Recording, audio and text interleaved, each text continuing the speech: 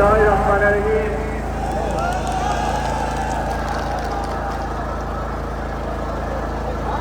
প্রিয় বাংলাদেশ, উপস্থিত প্রিয় কর্মীবর্গ, মঞ্চে উপস্থিত জাতীয় নেতৃবৃন্দ, আমার সামনে উপস্থিত প্রিয় ভাই ও বোনেরা এবং মিডিয়ার মাধ্যমে সমগ্র বাংলাদেশ থেকে যারা দেখছেন এই অনুষ্ঠান, প্রিয় ভাই বোনেরা, প্রিয় মা বোনেরা, আসসালামু আলাইকুম। প্রিয় ভাই বোনেরা, আজ প্রথমে আমি রব্বুল আলামিনের দরবারে হাজারো লক্ষ কোটি শুকরিয়া জানাতে চাই।